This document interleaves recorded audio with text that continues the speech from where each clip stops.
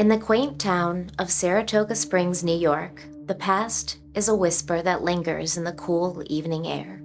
Known for its mineral springs and vibrant horse racing scene, the town boasts a history as rich and complex as the mineral waters that bubble up from its depths.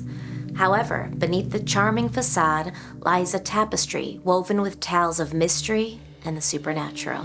The grand Victorian mansions that line the streets of Saratoga Springs have borne witness to centuries of opulence, intrigue, and inexplicable occurrences. The Canfield Casino, once a glittering hub of high society, now stands as a museum. Yet, it is said that the echoes of its past guests can still be heard in the dead of night. Visitors have reported the faint sounds of piano music playing long after the building has been locked, and some claim to have seen a spectral figure clad in a flowing gown gliding through the halls. As the fog rolls in from Saratoga Lake, another legend comes to life. The tale of Angeline, the so-called Lady in White, has been passed down through generations. Angeline was a young woman who tragically drowned in the lake in the 19th century, and her restless spirit is said to wander the shores, her mournful cries piercing through the silence. Those who have encountered her describe a chilling presence and the overwhelming sense of sorrow that follows in her wake. Saratoga Springs is a place where the past and present coexist in a delicate balance, where history refuses to be forgotten, and where the spectral and the tangible intertwine. For those who dare to explore, the town offers more than just its famous springs and racetracks. It offers a glimpse into a world where the line between the living and the dead is hauntingly thin.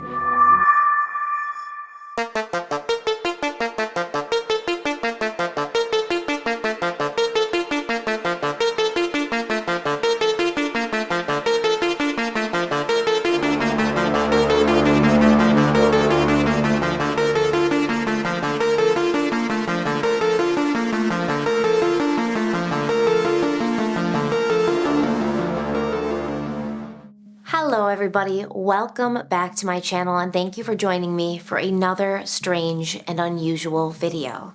So I actually spent some time in Saratoga Springs, taking in its beauty, feeling the magic that has drawn so many people there for centuries. And I'm going to take you there as well, so that by the end of this video, you'll understand exactly what makes this place so special, yet so strange and unusual. As always, to understand what happened at the end, we have to go back to the beginning, and today we're going way back to the Paleozoic era. But before we dive in, let's have a word from the sponsor of today's video. I love traveling around to film strange and unusual. It gets me out of my comfort zone and it stimulates the creative part of my brain. But getting out of my comfort zone also means exposing myself to a lot of things, from minor inconveniences to actual danger. And that's where Surfshark VPN comes in. Surfshark does a lot of things to help you keep your online privacy intact and to also help you make traveling easier, whether it's for work or pleasure. Surfshark VPN is jam-packed with features that go way beyond the basics. Surfshark secures your data with industry-leading measures by using uncrackable encryption and the most secure VPN protocols. They also provide IP and DNS leak protection so that no one can tell where you're connecting from because that's not their business. If you travel a lot or even a little, Surfshark's going to help you in a million different ways. They're going to help you overcome location-based price discrimination on plane tickets or car rentals by connecting to VPN servers in different countries. You can still reach your favorite sites and services even if you're in countries that ban them or don't allow them, because Surfshark does not play that censorship game. They bypass geo-blocking to give you access to things like Facebook, even in China. And with Surfshark, you can also unlock 15 of the largest Netflix country libraries, including the US and Japan. All you have to do is connect to a server in that country. You're going to have access to BBC iPlayer, so if you don't live in the UK, you want to watch something that's, on BBC, which I love BBC, you'll be able to hook up to a server in the UK and watch BBC iPlayer, also Hulu, and many other limited streaming services. And you can access these wherever you are by using servers in those countries. And right now, Surfshark is available on 3,200 plus servers in 100 countries. So you're going to find a server anywhere you go. You can also unlock content on most platforms by installing the VPN on computers, phones, smart TVs, and more. And on that note, another amazing thing about Surfshark is that one subscription allows you to install and run Surfshark on an unlimited number of devices at the same time. And they have apps for all platforms, whether you're using a PC, Mac, Linux, Android, iOS, Xbox, PlayStation. The list goes on and on. So I have Surfshark VPN installed on all of my son's gaming devices because he's of the age now where he's talking to people while he's playing these games, and I just don't want any of those people who may be nefarious to be able to find out where he's located. So Surfshark VPN comes in clutch with that. I also want to shout out Surfshark's customer service. They're on top of it. They're never going to leave you in a place where something isn't working or you need help because they're available 24/7 with live customer support. And I am so technologically challenged. I have used this customer service more than once. Like I said, they are on top of it. They're always there. They're super friendly, super helpful, and they get you back on track really fast. They don't waste time. You're also going to get a 30-day money-back guarantee, and this is going to give you plenty of time to see all the benefits of Surfshark for yourself risk-free. So what are you waiting for? If you haven't tried Surfshark VPN yet, you have no idea that it is the best VPN out there. So I'm going to need you to go to surfshark.com/stephanieharlowe and use code stephanieharlowe to protect your online privacy today so that you can find out that it is the best. And then you're going to get all that Surfshark VPN has to offer plus 4 extra months of Surfshark. You can also click on the link in the description box, but don't forget to use code stephanieharlowe. There's an E on the end of Stephanie and Harlowe, so you can get those 4 extra months of Surfshark. Thank you so much to Surfshark VPN for sponsoring today's strange and unusual video. Now, let's get back to the adventure. During the Paleozoic era, a time spanning from approximately 541 to 252 million years ago, the region now known as Saratoga Springs was a vastly different landscape. In the early Paleozoic, the land that would become Saratoga Springs was submerged beneath a shallow sea, and this marine environment fostered a rich diversity of life, including trilobites, brachiopods, and other ancient marine organisms whose fossils can still be found in the region today. Layers of sediment accumulated over millions of years, forming the limestone and shale bedrock that lies under much of the area. And these rock formations are very rich in minerals such as calcium, magnesium, and sodium. As the Paleozoic era progressed, tectonic activity caused significant shifts in the landscape. The collision of ancient land masses led to the formation of mountain ranges, and the retreat of the seas exposed the land to a lot of erosion and weathering. The collision of tectonic plates and the resulting geological activity also caused fractures and faults in the Earth's crust, which allowed rainwater to seep into the ground, penetrating deep into the Earth through the cracks and fissures. As the water descended, it was naturally filtered through layers of soil and rock, becoming enriched with minerals. And deep within the earth, geothermal heat warmed the water, causing it to dissolve minerals from the surrounding rock layers. Then the warm, mineral-laden water, it became buoyant, and it began to rise back to the surface through natural springs and created wells.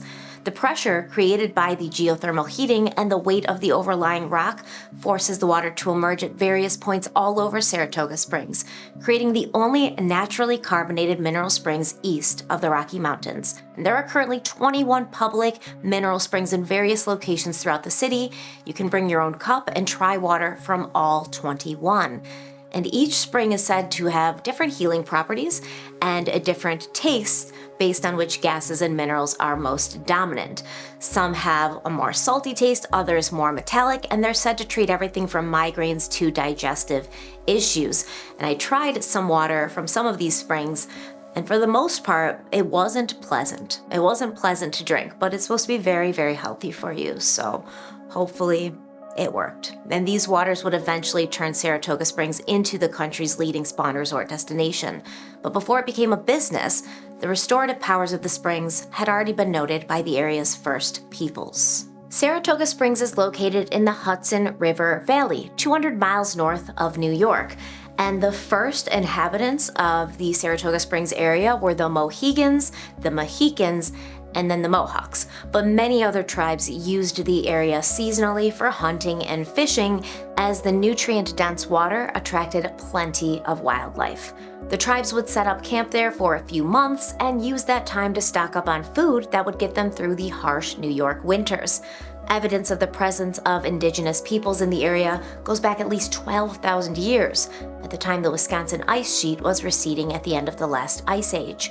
From 8000 BCE to 1000 BCE, populations in this area increased as temperatures warmed, bringing more food options, and remnants of campsites have been found on the shores of Saratoga Lake dating back as early as 8500 BCE. The Mohegans inhabited areas of the northeastern United States for centuries, but they originally lived in the upper Hudson River area.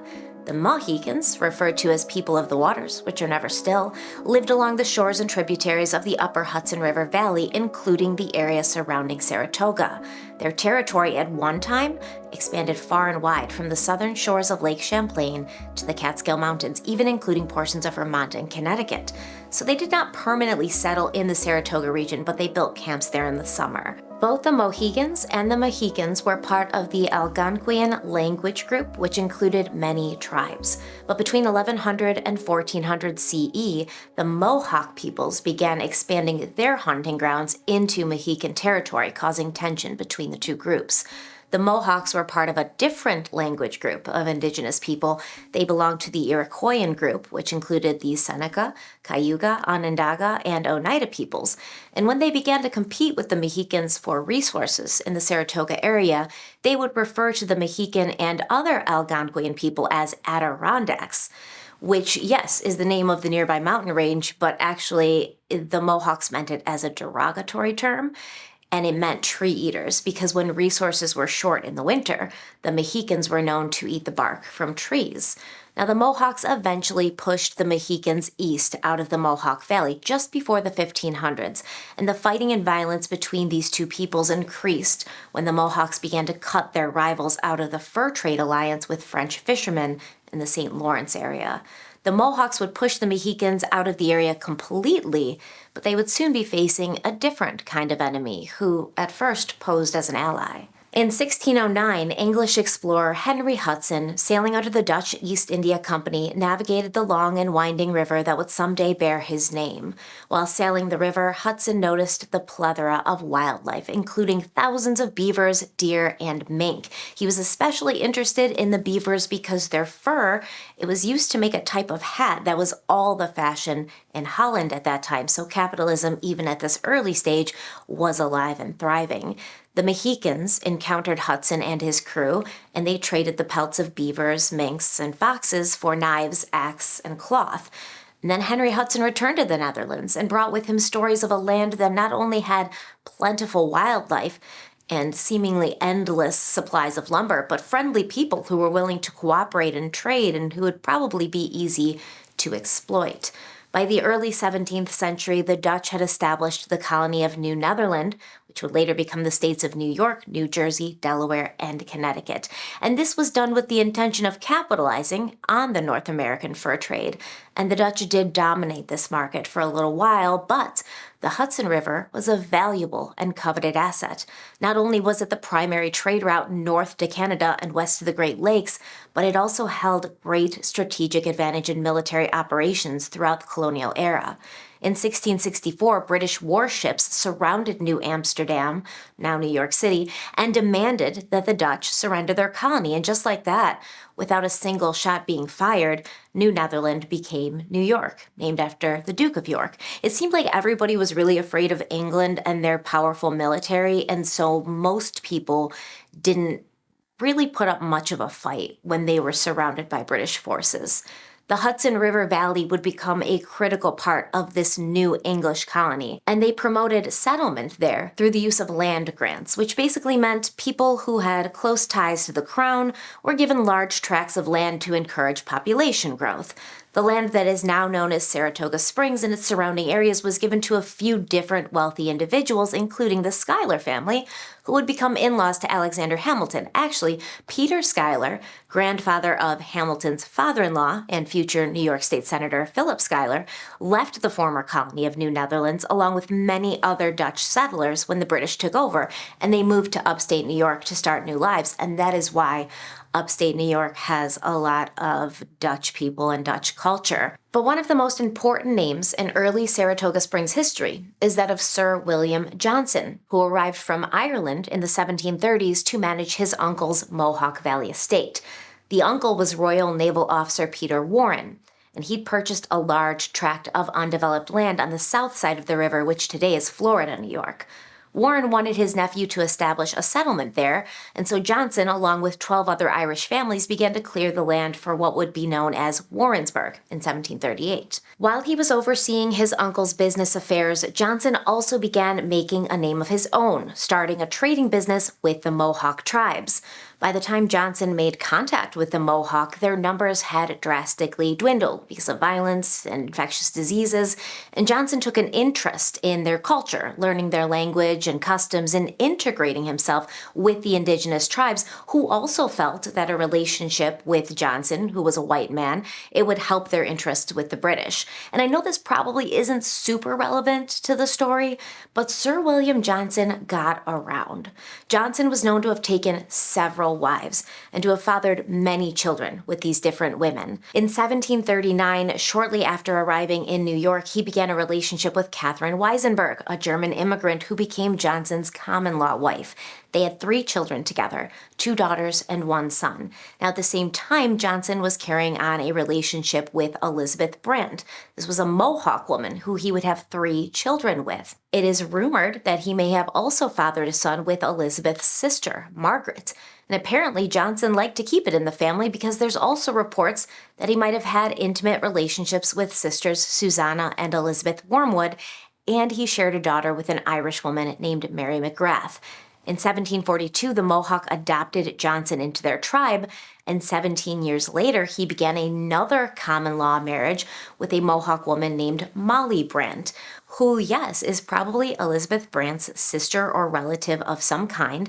And Johnson and Molly went on to have 8 children together, and all these 8 children would be named in his will, along with his 3 children from Catherine Weisenberg and even a few of his illegitimate children. How generous of him. As the French and Indian War loomed over upstate New York, Johnson was made the director of Indian Affairs for the British Army, and they made this decision due to his close relationship with the Mohawk. And at the time of the war, coming and impending closer, what they wanted Johnson to do was enlist colonists and natives for the battles that were sure to come. And this was not going to be an easy task to accomplish, since the Iroquois nations had long held a policy of neutrality between the 2 countries. They'd never picked a side. Working closely with a Mohawk chief, the 2 men recruited Mohawk soldiers to fight on the side of the British in a war that would last 7 years. Picture the dense, uncharted forests of the New World as a giant, untamed chessboard where the pieces were soldiers, settlers, and indigenous warriors, all maneuvering for dominance and survival. The war saw a series of battles set against the backdrops of these dense forests, rugged mountains, and rushing rivers. The men fighting developed guerrilla tactics, ambushing enemies and then vanishing into the wilderness. It was a brutal and often confusing war where loyalties shifted and alliances were forged and broken oftentimes in the same day. As the war dragged on, the British began to gain the upper hand, and although Sir William Johnson had basically no military experience, he was appointed a major general and set out to lead an expedition. On September 8, 1755, Johnson was wounded during the Battle of Lake George by a musket ball that would remain in his hip for the rest of his life. He almost died from an infection, but he pulled through and continued on. However, Johnson continued to suffer from this wound until the Mohawks brought him to a place known as High Rock Spring, a highly coveted and secret spring location that the local tribes believed to have magical healing properties. Johnson was so sick and his hip hurt so much that he had to be carried by his indigenous friends to the spring, and there he spent a week drinking the water and bathing in it. Once that time had passed, Johnson reportedly was able to walk home by himself, and he felt completely healed. It's even rumored that he suffered from gout, and after bathing in the springs and drinking the water from the springs, he no longer had that issue. And he felt so good to the point where he believed the springs had performed a medical miracle. Now, of course, Johnson spread the word to his friends, and they spread the word to their friends, and within no time, the area was seeing an influx of new visitors, eager to experience the healing waters of Saratoga Springs, turning the town into an early tourist hotspot. As the reputation of Saratoga Springs grew, so did its infrastructure. The mid-19th century was a flurry of activity, with the construction of grand hotels, luxurious bathhouses, and elegant parks, transforming the previously undeveloped area into a fashionable retreat for the wealthy. General Philip Schuyler, who was Alexander Hamilton's father-in-law, actually had a long log road built from Schuylerville to the High Rock Spring in 1783, and he and his family stayed at the spring in a tent for several weeks. And when I say he had a long log road built, I mean it was really long, because it's about 11 miles between Schuylerville and the High Rock Spring. And today, by car, it would take about 18 minutes to drive it, but they didn't have cars back then. They were doing everything with horse and carriage, so it would have taken far longer. And he had a road built specifically for him from Schuylerville to the spring. And they eventually, the next year, would build a 2-room summer home where Philip Schuyler and his relatives would spend their summers every year for the rest of his life. In 1783, George Washington and Alexander Hamilton visited Schuyler at his Saratoga Springs summer home to discuss military business, and they too were brought to the healing waters. Reportedly, the future first president of the United States was so taken with the area that he tried to purchase the land rights, but they'd already been bought up by some early and industrious developers. Alexander Bryan would be the first permanent non-native settler in the area. Bryan was a Revolutionary War hero who wanted to open an inn after retiring from military life, so he would buy a crude log cabin overlooking High Rock Spring in 1787. And when I say that Alexander Bryan was a war hero, I'm grossly oversimplifying his pivotal role. Bryan had already been operating an inn and a tavern for some time before and during the Revolutionary War, and although he was quietly a patriot, he was also a smart businessman, and he didn't make his alliances publicly known. As both British and American soldiers passed through his establishment, drinking and letting their guards down, Bryan heard a lot of things, and using that information, he was able to warn the American forces about an impending British attack, which would come to be known as the Battle of Saratoga, where British forces were defeated based very much on the heads-up that Bryan had given the Americans. This battle is considered a pivotal turning point in the Revolutionary War because it allowed America to show the world that they were capable of defeating a superpower, even though the country was new, young, and heavily outgunned and outmanned. This victory helped convince the French to throw their support behind the Patriots, and their support came with military aid to continue fighting the relentless British Army. Bryan's cabin is located at 123 Maple Avenue, and during its early years, the building served various purposes, reflecting the changing needs and developments of the region. Initially, it was Bryan's private residence and a haven for those seeking shelter from the turmoil of the Revolution. In the post-war years, as Saratoga Springs began to grow, the building was adapted to serve as a tavern and an inn, welcoming travelers and locals alike. This period marked the beginning of its long-standing tradition of hospitality, which continues to this day. The 19th century saw Saratoga Springs flourish as a premier resort destination, and the Old Bryan Inn played a crucial role in this vibrant era, catering to the influx of visitors who came to experience the healing properties of the springs and the lively social scene. Despite various changes in ownership and function over the years, the inn retained its historical charm and significance. Today, the inn has been meticulously preserved and restored, allowing guests to enjoy a unique blend of historical ambiance and contemporary comfort. But the Old Bryan Inn is not only rich in history, it's also steeped in local legend and tales of the supernatural. Over the years, the numerous accounts of ghostly encounters have been reported, adding an eerie allure to this historic establishment. Many believe the spirits of those connected to the inn's storied past still linger within its walls, and one of the most frequently mentioned spirits is that of the inn's original owner, Alexander Bryan, who's said to roam the premises, perhaps keeping a watchful eye over the building he once called home. Guests and staff have reported feeling a presence, particularly in the older parts of the inn, and some have even claimed to see a shadowy figure resembling Bryan. Another common apparition is believed to be that of a woman wearing a long, high-necked green Victorian-style dress. This ghost is known as Beatrice, and she's been seen walking up a large staircase in the main dining room by many guests and employees. The only catch is that staircase is no longer there. It was dismantled over 50 years ago. Beatrice has also been seen many times in the upstairs women's bathroom, wearing that same green dress, which just so happens to look identical to a dress that was found in the attic of the Old Bryan Inn during the 1950s. These ghostly tales, whether born from actual encounters or local folklore, add to the mystique of the Old Bryan Inn. For many people, the possibility of encountering a spirit adds to the charm and the allure of this historic site, making it not only a place to enjoy a meal, but also a place to possibly experience a brush with the supernatural. But one tip, if you do go to the Old Bryan Inn, you have to get the mozzarella sticks. And when they ask you if you want raspberry or marinara, go against your better judgment and get the raspberry sauce. I've never had mozzarella sticks dipped in raspberry sauce before, but I did at the Old Bryan Inn, and there's just no going back from it. You'll thank me later. As the 19th century dawned, Saratoga Springs' reputation only grew. As I said, the springs were known to be rich in minerals such as iron, calcium, magnesium, and bicarbonate.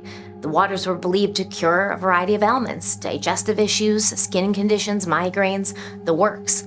And the arrival of the railroad in the 1830s made the town more accessible, drawing in droves of visitors from all over the country. And doctors would actually write prescriptions for their patients to go to Saratoga Springs and then drink water there from different springs based on their specific medical concerns and the mineral content of the springs. Those seeking the health benefits would check into one of the many luxurious hotels that had sprung up all over Saratoga Springs, and following their physician's instructions, they would drink 1 to 2 glasses of spring water in the morning before breakfast, followed by a brisk walk.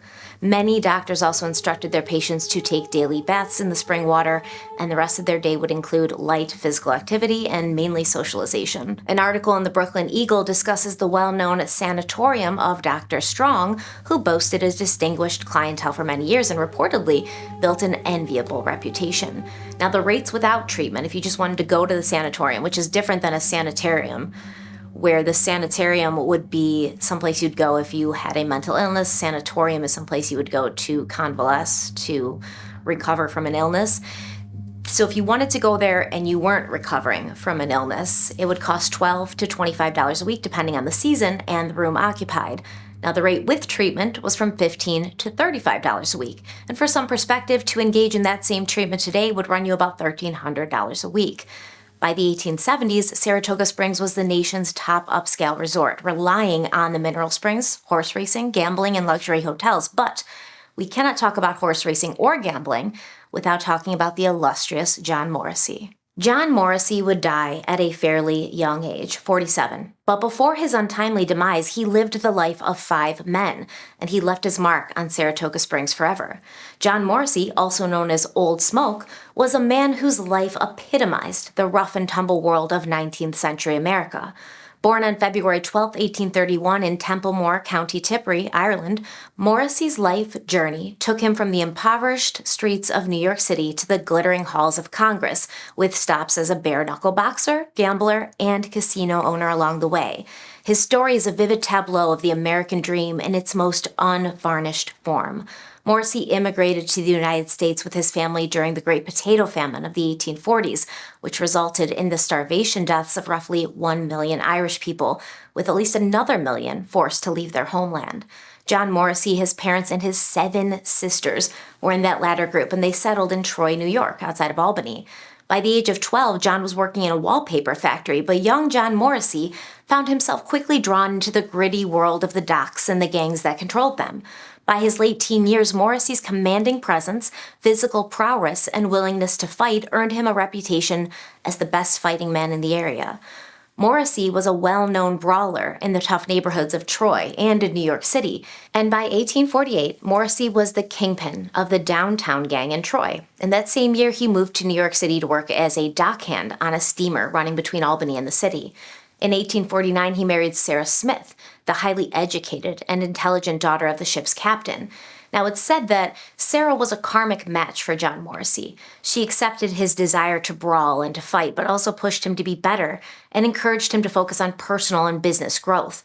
With the support of his soulmate, Morrissey continued kicking ass and taking names, and he earned his nickname Old Smoke during a fight with a man named Thomas McCann at an indoor pistol gallery under the St. Charles Hotel. The fight had not been going in his favor, and at one point McCann had Morrissey pinned on his back over burning coals from a stove that had been overturned during the chaos. The gathered onlookers gasped as the smell of flesh filled the air and smoke rose from the skin of Morrissey's back, but he showed not one sign of pain, not a cry, not a whimper, not even a grimace. Eventually, Morrissey was able to get the upper hand. He pushed McCann off of him and beat him to a bloody pulp. In the mid-19th century, prize fighting was both a popular and highly illegal sport, governed by the brutal London prize ring rules. Morrissey's entry into the world of prize fighting was almost inevitable, given his street fighting skills. But his defining moment came in 1853, when he challenged Yankee Sullivan, a celebrated fighter of the time, for the American Championship. The fight, which took place in Boston Corners, New York, was a grueling affair. Despite being severely beaten for most of the fight, Morrissey eventually triumphed when Sullivan, exhausted and injured, could no longer continue. Morrissey's victory over Yankee Sullivan made him a national sensation and put some money in his pocket. However, his fighting career was marked by controversy, including allegations of fixed fights and brawls outside the ring. Now, his most famous fight came in 1858 against a man named John C. Heenan. The showdown was held in Long Point, Canada, and was one of the most anticipated sporting events of the era, drawing thousands of spectators. Morrissey emerged victorious from this fight, solidifying his status as one of the greatest fighters of his time. But during the same time period, Morrissey also found himself wrapped up in the complicated world of New York City politics in the 1850s, the dynamics of which were characterized by intense rivalry, corruption, and the influence of powerful political machines, most notably Tammany Hall. Morrissey would go on to live the real-life story portrayed in the 2002 film Gangs of New York, and he would go up against one of New York's most illustrious and dangerous figures, William Poole, or Bill the Butcher, as he was known. Tammany Hall, the Democratic Party political machine, was founded in 1786 as a fraternal organization before evolving into the powerful political entity that would go on to control the city's government for a while. By the 1850s, Tammany Hall was synonymous with political corruption, using its influence to secure votes, often through questionable means, such as voter fraud, bribery, intimidation, and even violence. Because there were so many Irish immigrants in New York City, they'd become a crucial voting group, and they were courted by Tammany Hall to secure their votes. And many Irishmen were given jobs and financial assistance through Tammany's patronage system, and this would ensure their loyalty when it came time to hit the polls. Now, John Morrissey actually worked for Tammany Hall as an immigrant runner. He would meet Irish immigrants at the docks, he would help them get settled in the city, he'd find them jobs, a place to live, even give them assistance getting citizenship.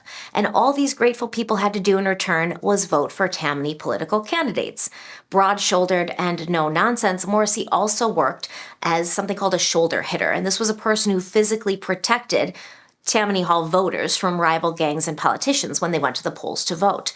Now, the most notable of these rivals of Tammany Hall were the Know-Nothings, a group of native New Yorkers who built their political platform on basically hating immigrants, especially the Irish and especially Catholics. The leader of this movement was William Poole, and he's played by Daniel Day-Lewis in Gangs of New York. In 1854, Poole and his gang attacked Morrissey and his friends as they were defending the ballot boxes.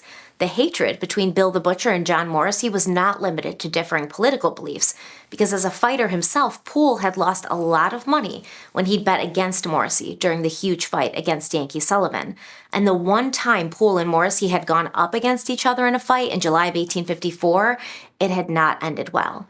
Morrissey was only 23 years old at the time, and Poole had 10 years and about 50 pounds on him. Always the confident one, Morrissey challenged Poole to a no-rules fight that would basically be over within minutes. The first punch Morrissey threw, Poole ducked, and then threw his opponent to the ground by his waist. Once Morrissey was on the ground, Poole beat him senseless, kicking him over and over again with heavy boots, even gouging Morrissey's eye. And William Poole walked away virtually untouched. The tension between the two men built until February of 1855, when Morrissey and a few of his friends got into a bar fight with Poole and some of his buddies, resulting in William Poole being shot in the leg. He survived for 14 days before dying from his injuries, and Morrissey and his friends were later arrested and indicted for Poole's murder. The jury couldn't agree on a verdict, however, and the case was dropped. After all of this drama, Morrissey took his wife and son and returned to Troy, New York, but he was bored and restless with the lack of excitement and activity there. In 1863, at the age of 32, John Morrissey arrived in Saratoga Springs during the height of the Civil War. Now, before the war, horse racing was a very popular sport, especially in the South. But when the war broke out, the industry came to a screeching halt. Both Union and Confederate armies needed every horse they could find for their men, and when I say all the horses they could find, I mean they found them usually by raiding farms and horse breeders in states like Kentucky, to the point where many horses were transported from the South up north to hide them.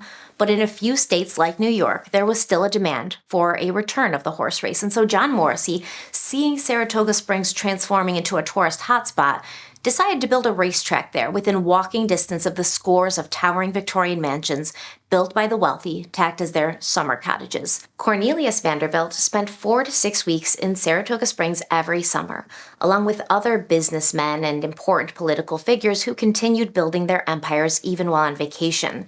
According to author T.J. Stiles, quote, Saratoga Springs was essentially the summer capital of the U.S., all the major business figures tended to gather in Saratoga every summer. Deals were made, agreements reached, and conspiracies hatched. End quote. Even today, all along North Broadway and Union Avenue, you can still see these grand and elegant Victorian mansions occupied by the families that had built America like the Vanderbilts.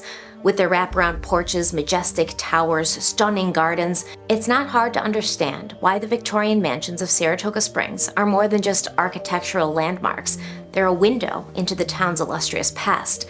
These grand homes with their intricate designs and rich histories embody the elegance and sophistication of a bygone era, and their preservation and continued use underscore Saratoga Springs' commitment to celebrating and maintaining its unique heritage, ensuring that future generations can appreciate the beauty and history of these remarkable structures that just aren't being built anymore. Men like Cornelius Vanderbilt didn't just come to Saratoga Springs to enjoy the waters and make business deals in the lobbies of plush hotels.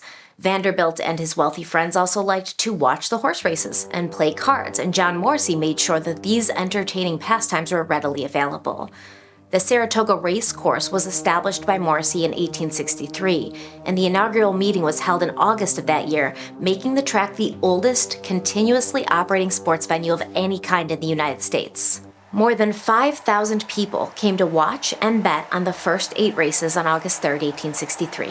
And the track was so successful and profitable that Morrissey was able to step away a little bit, let it run itself, and he turned his attention elsewhere, building the Saratoga Clubhouse in 1870 on land that is today Congress Park. The clubhouse was an illegal gambling den, operating brazenly in the open, and Morrissey spared no expense while turning it into the premier spot for wheeling and dealing in New York.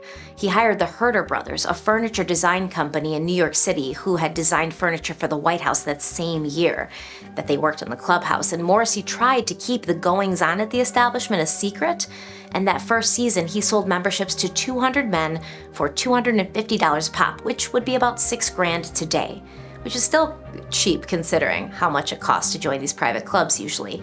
But Morrissey had only 3 rules for the clubhouse. It was cash only, no women, and no locals. Charlie Kunzel, president of the Saratoga History Museum, said, quote, Morrissey never allowed local men to be members since he never wanted anyone from the village to be upset with money lost at his tables. Morrissey barred women but received little pushback, including from women, because gambling was not socially acceptable. The clubhouse was not open on Sundays as he wanted to stay on the good side of local churches. In a genius move, he further cemented his good standing in the community by taking a portion of each season's profits to make donations to every church and nonprofit organization in the village. End quote. These smart business strategies allowed Morrissey to remain respected in Saratoga Springs while also operating a den of sin in plain view. Now, that building was eventually purchased by Richard Canfield and renamed the Canfield Casino, and today it houses the Saratoga Springs History Museum, but it's also known as one of the most haunted buildings in the area. And there's a very interesting sort of side story to the Canfield Casino that I do want to talk to you about. While we were in Saratoga Springs, we had the privilege of being led around the town by Joe Heydrich, who's the owner and operator of the Haunted Saratoga Tours. Now, Joe's not only a wealth of knowledge about the town and its history, but he's a super nice guy who put up with me and my many questions. And Joe's actually written 3 books about Saratoga Springs, which you can purchase on Amazon. I've linked them in the description box. Go and check them out.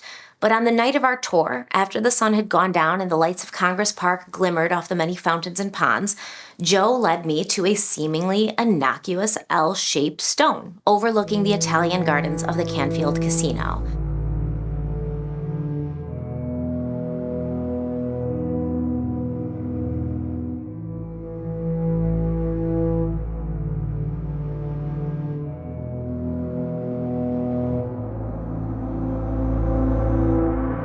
Okay, so this is the Devil's Chair. It was going to be the cornerstone of a church that was going to be built here in 1870. You might remember that date from the front of the casino. And as soon as the church fathers found out there was going to be a gambling den on their property, on the same property they were going to build a church, they abandoned the project. And because they thought that gambling was the devil's work, they called this the Devil's Chair, and it's been sitting here since 1870. And there have been a number of stories over the years of people who sat in the Devil's Chair and went back in time. Even if it's not true, perhaps it should be. So I can't guarantee that Stephanie's going to go back in time. But if you do, Stephanie, make sure you let me know so I can put it in the next edition of my book. You're going to be the first person I call if I come back. I mean, I might like it there better. Well, I guess it worked. And now I know everything about the Devil's Chair because I went back in time and I can tell you about it. There's a lot of interesting and beautiful things to look at in Congress Park, but one sculpture in particular leads us to more than one incredibly tragic and stranger than fiction real-life story. The Spirit of Life is a memorial that was built in 1914 and dedicated to the late Spencer Trask.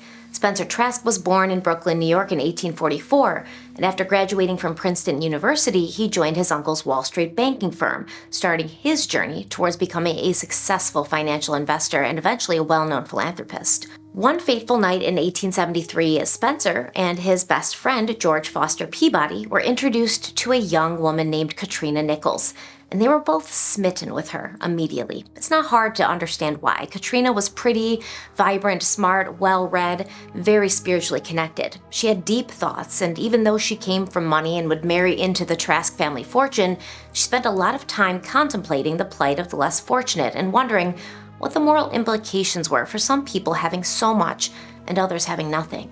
Spencer Trask would marry Katrina in November of 1874, and from the start, their love was deep and enduring. The couple fell in love with Saratoga when visiting for the horse races, but in 1880 they would purchase a 400-acre estate located at 312 Union Avenue.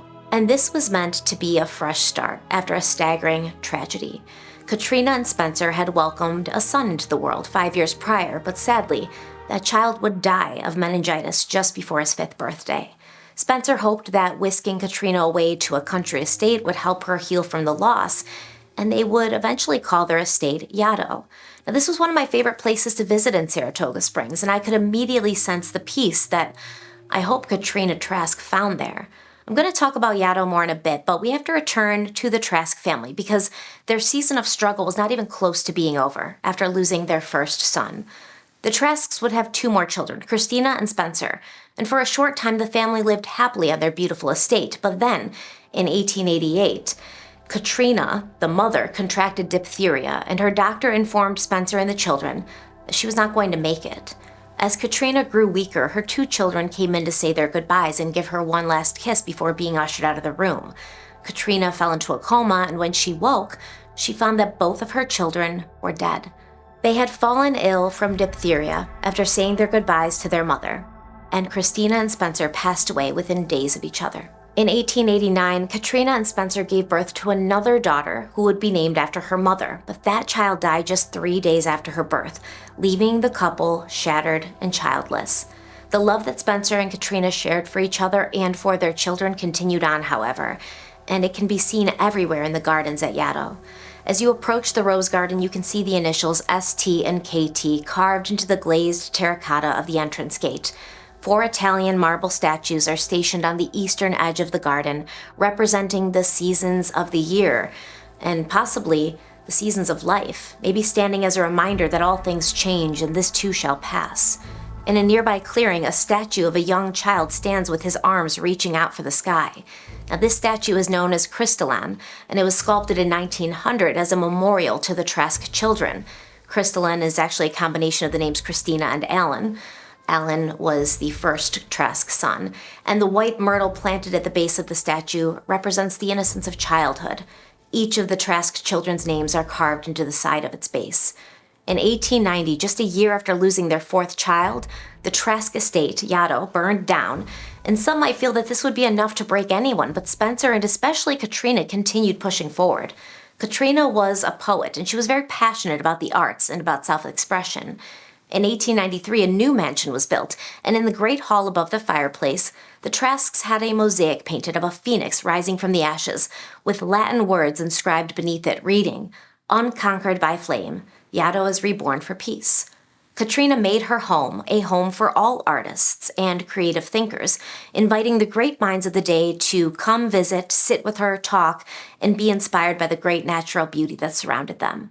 Spencer and Katrina began to see Yaddo as a community for artists, but before their dream could be realized, Spencer Trask died from pneumonia in 1909. Katrina was devastated by all the loss she had endured throughout her life, but someone from her past who had remained in her life all of these years would become her saving grace. George Peabody, Spencer Trask's best friend, and a man who had loved Katrina since the day he had met her. He'd always been close to the Trask family, but after Spencer's death, he and Katrina formed a bond of not only friendship, but deep mutual respect. And this brings us back to the statue in Congress Park, the Spirit of Life. Located at the northwest corner of Congress Park, the statue was dedicated to Spencer Trask in 1915, and it was commissioned by Katrina and George Peabody. It's believed that the model for the statue was a young woman named Audrey Munson, and what she shared with Katrina Trask was a life of unexpected tragedy. Born in Rochester, New York on June 8, 1891, Audrey was a young lady with a big reputation. She's considered to be America's first supermodel, and she was the inspiration for more than 12 statues in New York City and countless statues in other cities around the United States. In 1909, when Audrey was just 17, she and her mother moved to New York City, where Audrey got some small roles on Broadway before being discovered by a photographer while window shopping on Fifth Avenue. Now, the strange thing about Audrey Munson's life, though, is that in 1919, she and her mother were renting rooms from a Dr. Walter Wilkins. And this man, who was significantly older than Audrey, became obsessed with the young Audrey Munson. On February 28, 1919, the New York Times printed a story of the wife of Dr. Wilkins being murdered in their home by 3 burglars. Quote, Mrs. Julia Wilkins was killed by robbers last night outside her home in Long Beach, Long Island, and her husband was knocked unconscious and robbed. Mrs. Wilkins received a fractured skull and died later in the Hotel Nassau, end quote. The police investigated for weeks, trying to find the men responsible for Julia Wilkins' murder. But when no leads turned up, law enforcement got suspicious, and a famous private detective named William J. Burns was hired to do some extra sleuthing. Burns found out that even though Dr. Wilkins was in his late 60s, he was still quite busy romantically, and also seemed to not be so lucky in love. He'd been married 3 times, and all 3 wives had died in kind of weird ways. His first wife took her own life, allegedly. His second wife died under peculiar circumstances, and then Julia was murdered by burglars. Now, I actually want to talk a little bit more about the death of Dr. Wilkins' second wife, because according to the media at the time, quote, she was for years an invalid as a result of stepping on a banana skin at the top of a flight of stairs. One day, her husband prescribed a special treatment for her, immersion in a bathtub filled with water and blocks of ice. A week after she began the treatment, she was dead from pneumonia, end quote. So this woman slips on a banana peel that's at the top of the stairs, and she ends up having, injuries from this. And then her husband puts her in a bathtub full of ice and cold water, and she dies from pneumonia. How'd the banana peel get at the top of the stairs, Dr. Wilkins? How did that happen? Dr. Wilkins may have had more than one motive to want his third wife, Julia, dead. He was the sole beneficiary of her estate, named as such in a will that had been drawn up shortly before her death. Additionally, it became clear that Dr. Wilkins, a man who was almost 70, had been hopelessly in love with a 20-something Audrey Munson, and he'd murdered his wife so that they could be together. Once the pieces had been put together, a warrant was issued for Dr. Wilkins' arrest, but he'd shaved his beard and he took off. He was eventually caught, put on trial, and sentenced to death in the electric chair, but a year later, he took his own life in Sing Sing. What happened to Audrey Munson, the muse to dozens of works of art, and allegedly the muse for the murder of an innocent woman? When police went to question Audrey, they found out that she and her mother had also fled. They were later found in Canada, and police questioned them and eventually concluded that Audrey had not been involved in the plot on Julia Wilkins' life. But the media sensationalism tainted Audrey's reputation forever. On top of that, Audrey's mental health was declining. It had been for a few years. People reported that she was acting erratically. She was sending letters to politicians claiming that she was being followed and that she had secret government secrets. And she started calling herself Baroness Audrey Marie Munson Monson. And in 1922, she purposely overdosed on mercury by chloride pills in an attempt to take her own life. The model for the statue is a woman named Audrey Munson. She's a very popular model living in New York at the time. As a matter of fact, you've seen the opening of Universal Pictures. There's a woman standing there. That's Audrey Munson. There's a dime that has her image on it. So she's living in Manhattan with her mother. She's only about 22 years old. And the man who owns the boarding house that they live in falls in love with Audrey. Well, this one doesn't work out quite so well because, one, he is much, much older than she is. Two, she has absolutely no interest in him at all. And three, he's married. But, true story, he kills his wife so that he can marry Audrey Munson. But she doesn't want to marry him. I know. Well, that doesn't work out very well for him. He died in Sing Sing in the electric chair about a year later. But Audrey Munson disappears. No one knows what happens to her for 20 years. What happened to her? She committed herself to a mental institution. She lives in that mental institution for the rest of her life until she dies at 103. You know, one night, I mentioned earlier that I get my best stories from people who have been on the tour. But one night, I'm telling the story, we're walking away to the next stop, and this little old lady comes up to me and bumps me, and she says to me, "I knew Audrey Munson. I used to take care of her at that mental institution." Ooh. Although Audrey seemed to be losing touch with reality, she was still very self-aware and seemed to do a lot of introspection, a lot of thinking about life and herself and her place in the world. In 1921, Audrey wrote a column for a newspaper, and she asked an eerily prophetic question, quote, "What becomes of the artist's models? I'm wondering if many of my readers have not stood before a masterpiece of lovely sculpture and asked themselves the question, where is she now, this model who was so beautiful?" End quote. Back to Katrina Trask and her tragic life. So now Katrina and Spencer are living in this huge mansion by themselves. And Spencer was very upset about what was going on in the building over here that we're going to talk about in a few minutes. He was also very upset about what was happening with the water in Saratoga. So he got in his private railroad car and went to New York City to see the governor who was in New York City at the time to try to get him to do something about these problems. And while he was on his way down, and by the way, it was Christmas Eve that this happened, while he was on his way down, another train smashed into him, killing Spencer, and that's the end of Spencer Trask. And Katrina is living in this big mansion by herself, but Spencer had a partner named George Peabody. Oh. So George Peabody takes very good care of Katrina, takes care of the estate, takes care of all her finances, and got together with Katrina and built this statue. It's like they got together. Well, that's to come. Okay.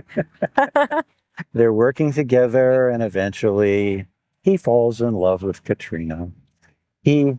About a year later, he asks her to marry him, and she says no. He asks her every year for 10 years to marry him, and she says no. Finally, in the 10th year, she said she saw a bright light appear in the room. And I said, she's a very spiritual person. She said, and she wrote this in her autobiography, the light got brighter and brighter and brighter, and then it went out. And she knew at that point that Spencer's spirit had left this earth. So she agreed to marry George Peabody. And they got married, and she died 6 months later. Oh my goodness. The New York Times printed a piece about the wedding between Katrina and George on February 6th, 1921. And it said, quote, "While the announcement may arouse some public surprise, it will be received by those who know the circumstances as a happy culmination of a lifelong friendship in which romance and chivalry have had a large part." End quote. It would seem that Katrina's luck had finally turned around. She was finally going to have somebody in her life who wouldn't leave. But sadly, less than a year later in 1922, Katrina Trask herself passed away. But 4 years later, the Trask estate, Yaddo, was opened as an artist's retreat, which is the vision that Spencer and Katrina always had for their beloved home. Katrina and George Peabody had established the Corporation of Yaddo in 1900 to ensure that the estate would serve as an artist's colony after Katrina's death, and she'd outlined the mission for Yaddo in her will, specifying that it should support writers, composers, and visual artists. The first group of residents included writers, painters, and musicians who were given the time, space, and resources to work on their projects in a tranquil setting. Yaddo quickly gained a reputation as a premier artist retreat, attracting some of the most talented and influential artists of the 20th century. Its idyllic setting and supportive environment fostering creativity and collaboration.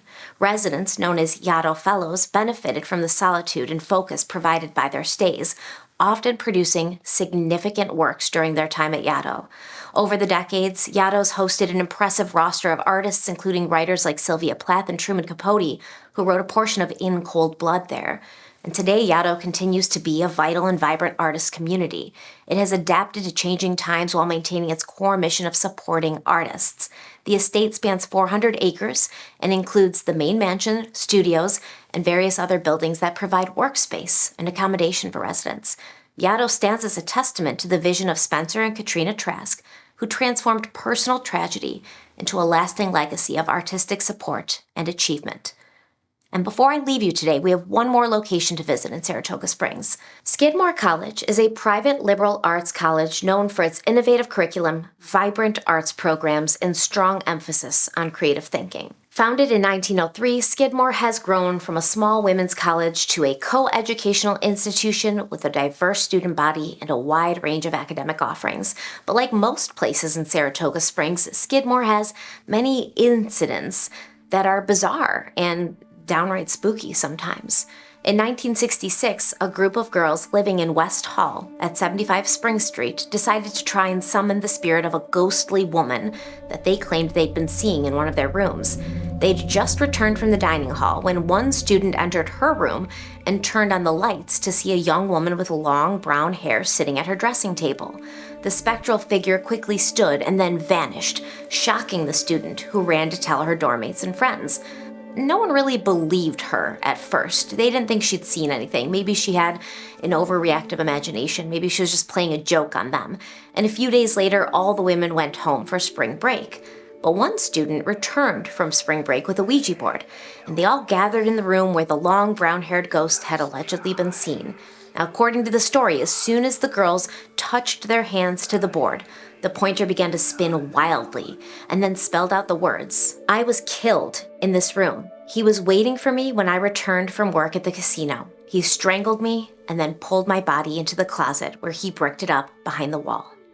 In 1950, there was a group of young women, young Skidmore co-eds, playing with a Ouija board. You know what a Ouija board is?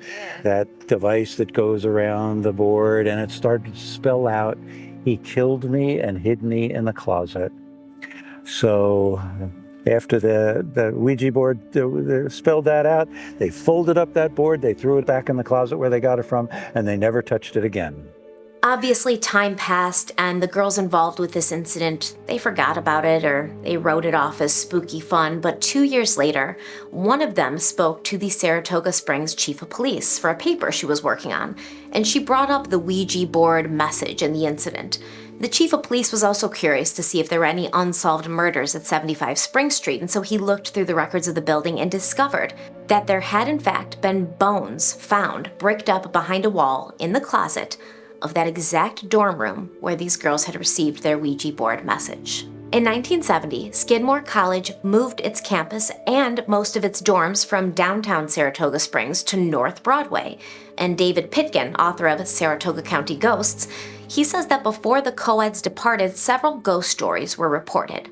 One of them centers around an incident that took place at the South Hall in June of 1968, when 4 girls were studying for their final exams, and they saw something that looked like a face on the wall that caught their eyes.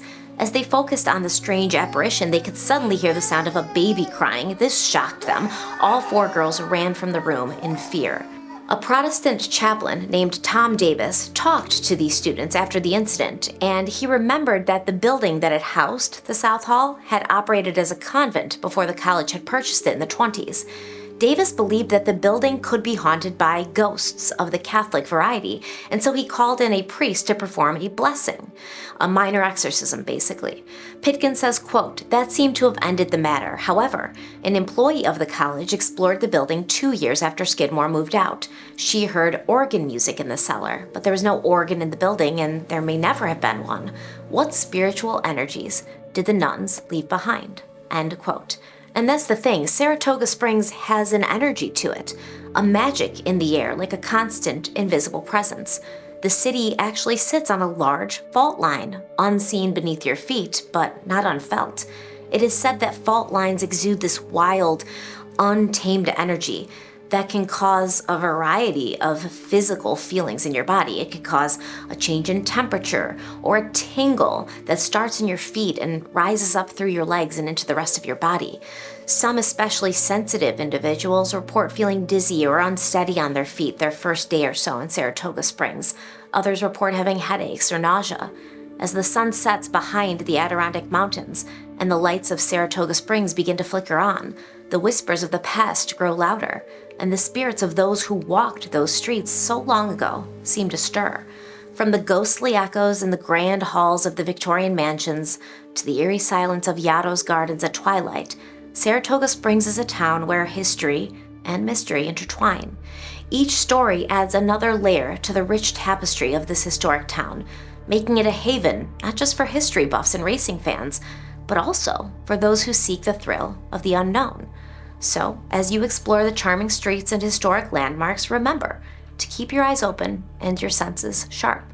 You never know what or who you might encounter. Perhaps it's the spirit of an artist lingering in the halls of Yaddo, or the ghost of a racehorse galloping silently through the mists of the track. In Saratoga Springs, the past is always present, waiting to reveal its secrets to those who dare to look a little closer. Until next time, stay curious, stay adventurous, and most importantly, stay vigilant. You never know what might be lurking just around the corner. Thank you.